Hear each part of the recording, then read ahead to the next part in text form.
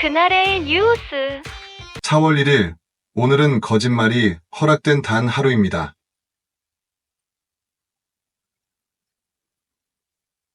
웃으며 속이고 웃으며 속아주는 날. 하지만 그 거짓말 하나에 세상이 뒤집힌 적이 있습니다. 뉴스가 거짓이었고 광고가 농담이었고 사람들은 진심으로 믿었습니다.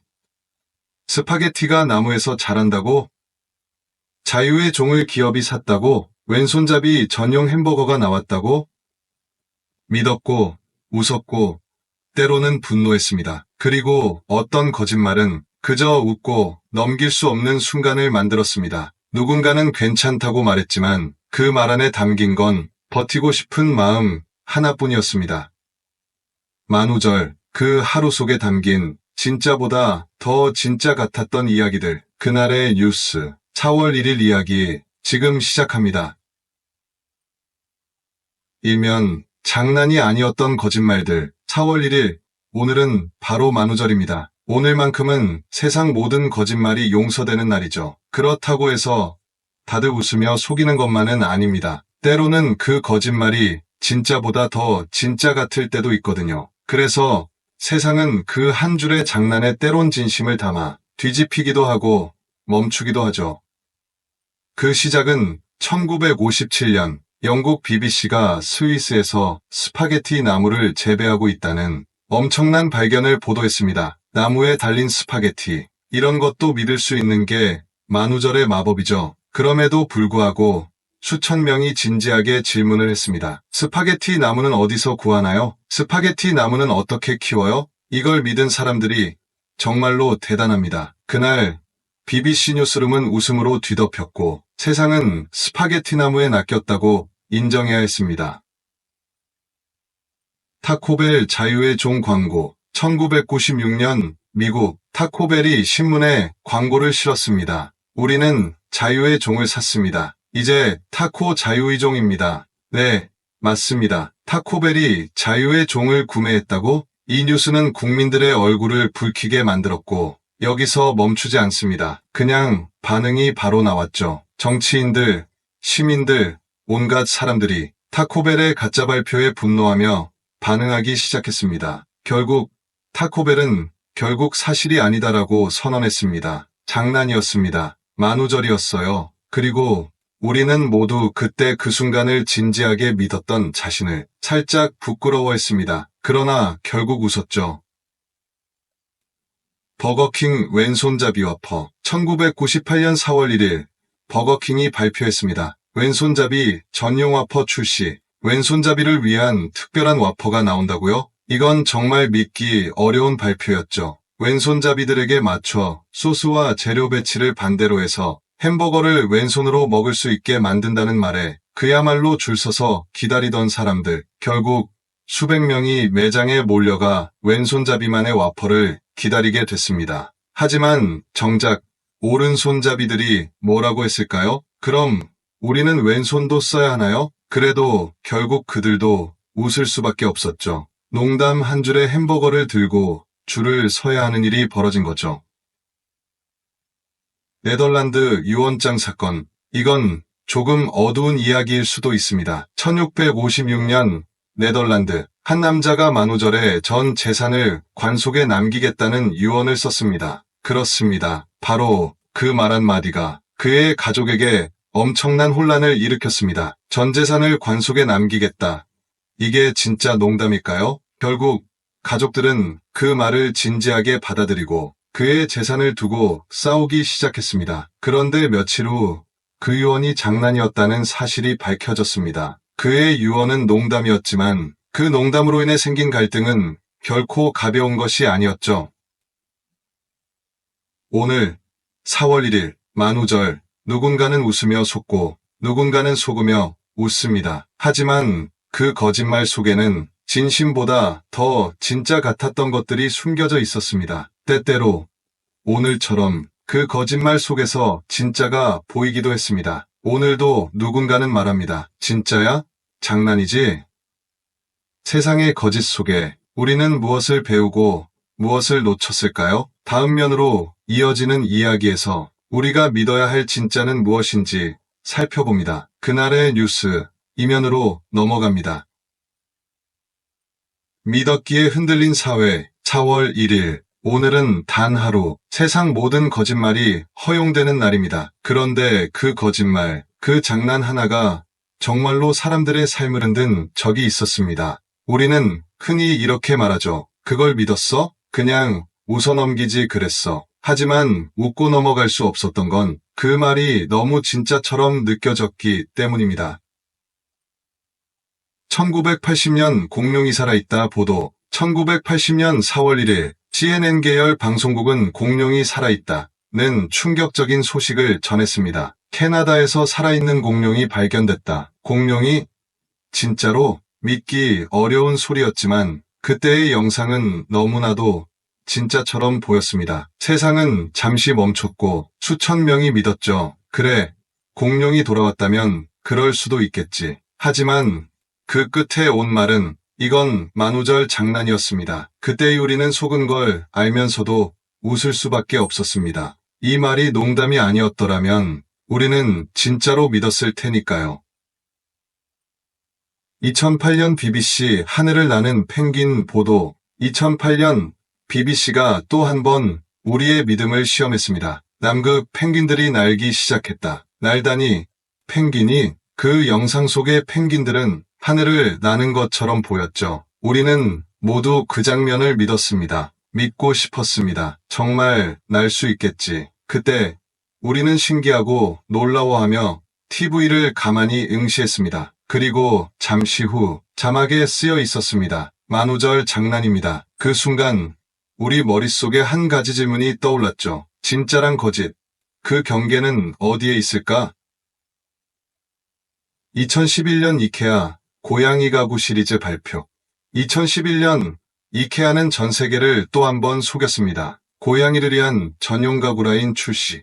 고양이 전용 침대, 식탁, 계단형 장롱까지. 이게 진짜라면 얼마나 멋질까? 애묘인들은 열광하며 이걸 정말로 살 수 있겠지? 이케아에 문의 전화를 걸었습니다. 그런데 몇 시간 후 이건 만우절 장난이었습니다. 진짜 고양이용 가구는 없었습니다. 그런데 놀라운 건 몇 달 뒤 이케아는 진짜 고양이용 가구를 출시했습니다. 장난이 현실로 바뀌어버린 순간 우리는 그 장난을 믿었던 자신을 부끄러워하면서도 그 고양이 가구를 실제로 사고 싶어 했던 자신을 알고 있었습니다.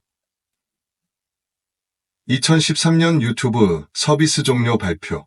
2013년 유튜브는 전 세계를 충격에 빠뜨렸습니다. 우리는 오늘부로 서비스를 종료합니다. 우리는 모든 영상을 보고 최우수 영상을 선정할 것입니다. 유튜브가 끝난다고 그 말 한 줄에 모든 이가 믿었고 SNS는 유튜비건 해시태그로 뜨겁게 달아올랐습니다. 우리는 그 말을 믿고 눈을 떼지 못했습니다. 그리고 몇 시간 후 유튜브는 이렇게 선언했습니다. 만우절 장난이었습니다. 그런데 이게 정말 중요한 사실이었습니다. 우리는 그 거짓말을 믿고 사람들이 그렇게 웃으며 속고 우리가 그 거짓말 속에 휘말리게 된 그날을 기억하고 있었습니다. 2020년 코로나19 관련 가짜뉴스 논란. 2020년 전 세계가 코로나19로 멈춰있던 그때 SNS에는 백신이 개발됐다. 바이러스는 조작된 것이다. 라는 가짜 뉴스가 퍼졌습니다. 믿을 수 없는 이야기들이 믿을 수 없는 속도로 확산되었습니다. 하지만 이 역시 만우절 농담으로 끝나지 않았습니다. 그 이야기는 사회적 혼란을 만들어냈고 우리는 거짓 속에서 진짜를 찾기 위해 헤맸습니다. 그날 세계보건기구 WHO는 공식 성명을 냈습니다. 올해만큼은 만우절 장난을 멈춰달라. 우리는 그때 만우절 장난이 이렇게 세상을 흔들 수 있다는 사실을 깨달았습니다. 우리는 정보의 시대에 살고 있습니다. 그렇다면 이 시대에서 진짜는 무엇일까요? 우리는 정보를 믿는 방식을 다시 한번 돌아봐야 할 때입니다. 오늘의 뉴스는 거짓일 수도 진짜일 수도 있습니다. 그 차이를 구별하기 위해서는 우리가 무엇을 믿고 무엇을 의심할지 아는 것이 중요합니다. 우리는 이제 그 경계를 더 이상 무시할 수 없습니다. 세상이 뒤집힌 그날의 이야기를 지나면 우리는 진짜와 거짓을 다시 한번 더 보게 될 것입니다. 그리고 그 거짓 속에서 우리는 어떤 진실을 찾을 수 있을까요? 그날의 뉴스 3면으로 넘어갑니다. 3면, 웃으며 속았던 그 시절. 여러분, 그 시절 기억하십니까? 학교 운동장에서 친구가 한마디 던지면 다들 믿어버리고 그 한마디에 모두가 사라졌던 그 시절. 오늘 학교 안 한다고 그 말을 믿고 가방을 싸서 집으로 향했던 그 순간. 우리는 진짜로 믿었어요. 그게 만우절 장난이라는 걸 몰랐죠. 누가 그럴 리가 있겠어요? 아니, 이게 농담이라니. 그렇게 웃고 속고 돌아오는 길에는 작은 죄책감만 남겨두고 다시 학교로 돌아갔습니다. 오늘 내 생일이야. 그 시절의 고백 기억나세요? 그 친구가 오늘 내 생일이야 라고 했을 때 우리는 모두 생일 축하한다고 소리쳤죠. 하지만 그 말이 거짓말이라는 사실을 깨닫고 나서야 그 친구의 웃는 얼굴 뒤에 숨겨진 농담의 진짜 의미를 알았죠. 우리는 다 함께 선물과 음료수를 샀지만 그 친구는 다시 농담이었어라고 웃으며 말했죠. 그 순간 모두가 어이없어 하면서도 그가 그렇게 웃고 있자니 결국 속은 걸 알면서도 괜히 웃게 되더라고요. 교무실 꽃 배달, 그 시절의 장난, 고등학교 3학년, 그 장난 좋아하는 친구가 말했습니다. 선생님이 너한테 고백하고 싶대. 교무실에 꽃 좀 갖다 줘. 고백한다고? 하긴 선생님이 그런 걸 할 리 없지. 그냥 말이 되지 않는 농담으로 넘겨버리자고 생각했죠. 결국 꽃다발을 들고 교무실에 갔습니다. 문을 열자 모든 선생님들이 한마디씩 하면서 웃고 있었죠. 그 친구는 복도 끝에서 스마트폰을 들고 찍고 있었습니다. 그리고 그날 제 별명은 꽃배달부가 되었어요. 선생님이 너 찾으래. 전설의 장난. 그리고 있습니다. 선생님이 너 찾으래라는 전설적인 장난. 학교에서 선생님이 너 찾으래라는 말을 믿고 교무실로 달려간 그 순간 그 친구는 가자, 선생님이 급히 부른다며 말을 했습니다. 그러자 그 친구는 교무실로 달려갔고 교무실 문을 열었죠. 텅 비어있는 교무실. 그 친구는 바로 돌아왔습니다. 이것이 바로 선생님 찾으러 가기라는 전설의 시작이었습니다. 그런데 그 친구가 돌아오자마자 우리 운동화가 숨겨져 있었습니다. 그날 체육 시간 맨발로 뛰었던 기억은 아직도 생생합니다. 그 웃음 속에서 우리는 정말 많이 배웠어요. 너 좋아해. 농담 같았던 고백. 그 시절 나 너 좋아해. 농담 같았지만 그 순간 모든 게 진지해졌습니다. 그 친구의 고백이 만우절 장난인 줄 알았어요. 농담일 것 같았고 그냥 웃고 넘기려 했죠. 그런데 며칠 뒤 우연히 들려온 이야기. 걔 진짜였대. 농담 속에 숨겨진 진심. 그리고 그때 느꼈던 어이없음과 순수함이 아직도 마음속에 남아 있습니다. 그 시절 정말 순수한 고백은 모두 농담 같았죠. 그때 그 시절 우리는 많은 것을 배웠습니다. 속으면서 웃었던, 웃으면서 속았던 그 시절. 그리고 그 속에서 우리는 우정과 용서와 순수함을 배웠습니다. 그때의 장난 속에서 우리는 진심을 느꼈고 그게 바로 그 시절의 아름다움이었죠. 그 시절의 웃음과 장난은 우리가 살아가면서 잊지 말아야 할 이야기입니다. 그러나 그 이야기가 끝나면 진짜 이야기를 해야 할 때가 옵니다. 그리고 그때 우리가 나눈 농담 속에서 배운 것이 무엇인지 되돌아보죠. 그날의 뉴스 4면으로 넘어갑니다. 4면. 그날 나도 거짓말을 했다. 4월 1일. 오늘도 나는 조용히 거짓말을 했다. 사실 오늘 하루는 누군가의 웃음 속에 숨어있던 진심을 감추느라 바빴다. 그렇다고 나쁜 거짓말은 아니었다. 그저 누군가의 눈에 아픈 마음을 숨기고 싶었던 하루였다. 그날 아침 아이들이 학교에 가고 남편은 일터로 떠났다. 혼자 남아 커피 한 잔을 마시며 오늘은 누구에게도 나의 속마음을 보여주지 말아야지 라고 다짐했다. 그날도 여느 때처럼 아이에게 괜찮아.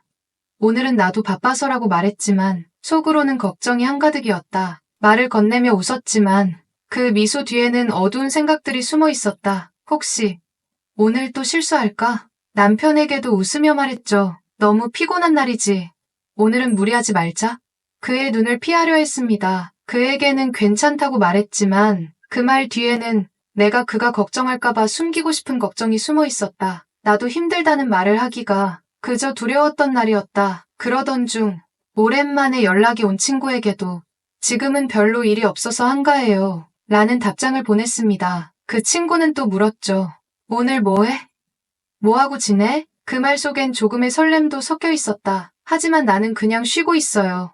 별일 없어요. 라고 답하며 모든 걸 감췄습니다. 그것은 진짜가 아니었지만 아무도 내 진짜를 묻지 않았죠. 그렇게 하루가 지나고 다시 돌아온 저녁, 남편은 묻습니다. 오늘 뭐 했어? 웃으며 대답했습니다. 오늘은 정말 아무 일도 없었어요. 그 순간 내가 말한 그 아무 일도 없었다는 거짓말이 지금도 나를 찔렀습니다. 내가 그렇게 말했지만 내 마음속에는 수많은 일들이 있었다. 그날 나는 거짓말을 했다. 이유는 간단했다. 누군가에게 짐이 되고 싶지 않았기 때문이었다. 오늘 하루 속에 숨겨진 내 진심을 그 어떤 말로도 표현할 수 없었고 그저 무심하게 말한 거짓말이 나를 보호해 주었다. 그렇다고 그 거짓말이 나쁘지 않았다는 걸 아니까 조금 마음이 편해지기도 했습니다. 누군가의 행복을 위해서 나는 나를 감추는 것만큼은 괜찮지 않을까? 그럴 때 우리는 종종 괜찮아라는 말 속에 숨겨진 진심을 드러내야 하는 법이죠.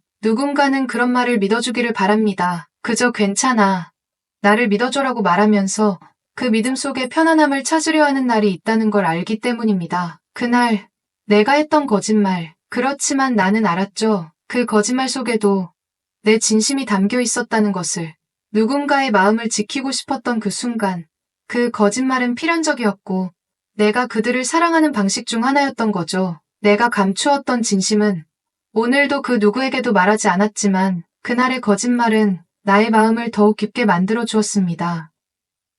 혹시 여러분은 오늘 누군가에게 거짓말을 한 적이 있나요? 그 말 속에서 진심이 느껴지던 그 순간을 기억하나요? 그날의 거짓말은 우리가 살아가는 방식 중 하나일지도 모릅니다. 그날의 뉴스, 오늘도 진심을 숨기고 살아갑니다. 구독과 좋아요, 알림 설정은 언제나 환영합니다. 우리가 함께 이어갈 이야기를 위해